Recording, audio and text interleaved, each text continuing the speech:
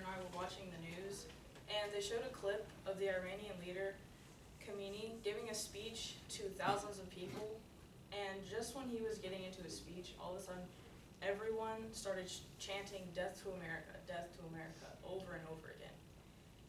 Worse yet, after they chanted that, the leader stated, "Death to America, of course. Nobody should believe these lies of the enemy." He referred to America as enemies and liars. Me and my dad kind of just looked at each other like, whoa, like that's kind of a big deal. I mean, we're making a deal with these people, and they want death to America. They're very hateful people. They really meant what they were saying, and I couldn't really believe what I was hearing. This is why the Iran nuclear deal jeopardizes the safety of not only the United States, but the rest of the world as well. For those of you who don't really know, the Iran nuclear deal is a long and complicated deal that does numerous things, some of which include relieving sanctions, less centrifuges, increasing allowance of research and development, removing restrictions on doing business with them, and allowing them to further their research on nuclear power. A lot of people believe that America has this false authority on Iran, that we're kind of the big guys, and if we make a deal with them, they're going to stick to it. But for as long as I can remember, Iran has done what they want when they wanted and didn't really care what we thought.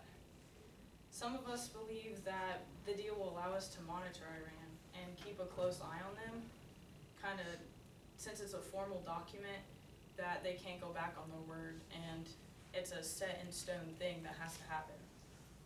But by trusting them, we just leave a lot of opportunities for them to be deceitful and for us to let our guard down. For example, Fredkin and Libby states, "A close examination of the Joint Comprehensive Plan of Action released by the Obama administration reveals that its terms permit Iran to hold inspectors at bay for months, likely 3 or more. That is a long time for them to hide any nuclear advances they can make or weapons of any kind. And I always wondered how in the world can they drag out this process, because since it's a formal document, you would think that we would have it set in stone. But we have to inform them of what we believe is wrong, and then they can make up excuses to why they need more time to answer our questions, and they have to send their answers to us. We don't go and check it out. And they have to make written answers to every question we have. So the 24-day period that they get in advance notice before we come and check it out only happens after we receive written responses for every question we have to them.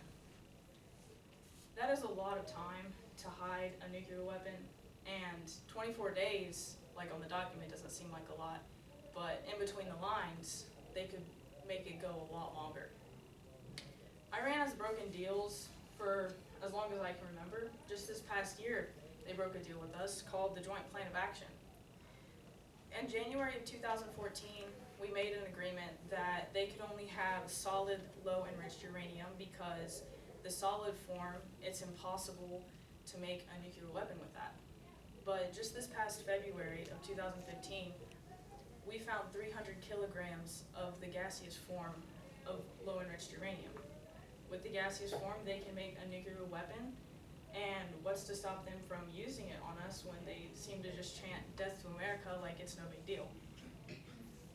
If they've deceived us in the past, I don't know what's stopping them from deceiving us now. I'm not sure why we would trust someone that calls us liars and enemies and wants death to America. If we don't shorten our leash on Iran, their wish of death to America could become a possibility. And I love my country, and that is the last thing that I want to happen, is for us to be blindsided by people who have never trusted us from the beginning.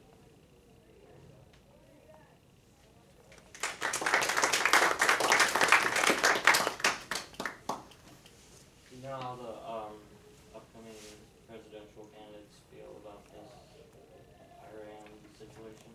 I know many don't like it, especially the GOP debate. People that gave their debate, they talked about ripping it up, which personally I don't think you can rip it up.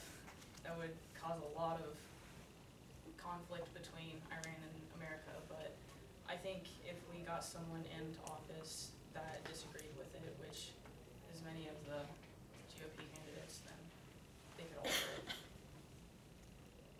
So like for us specifically in this room, like for us to stop it is like our only way gonna be like to put somebody else in office that will stop it? Is that the only thing we can do? That's a big thing, and I mean, we can always just try and inform other people about it, because personally I didn't really know anything about this deal.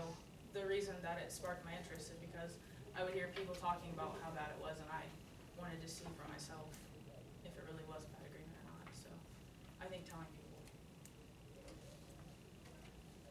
Then why'd we do it? If they chanted "Death to America" and their leader even said it was okay, then why?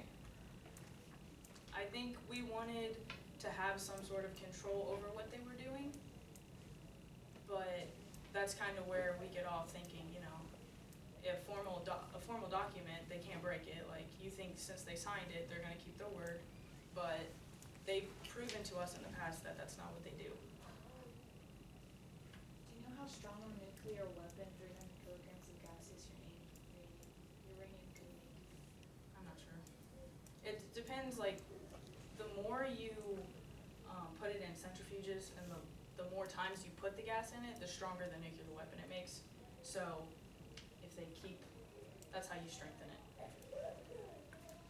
Final question, do you think that if we were to tighten these restrictions on Iran, do you think that they would respond negatively anyway? I think that we need to show them that we're not messing around, and we can't just let them walk all over us. And if they do, like, they broke the joint plan of action, and we didn't do anything about it. I think by taking off the sanctions, we're just giving them benefits when all they've done is bad things to us. So I think we should tighten the reins, and we should back it up, though. Okay. If we back it up, then we're America. Right, great, thank you.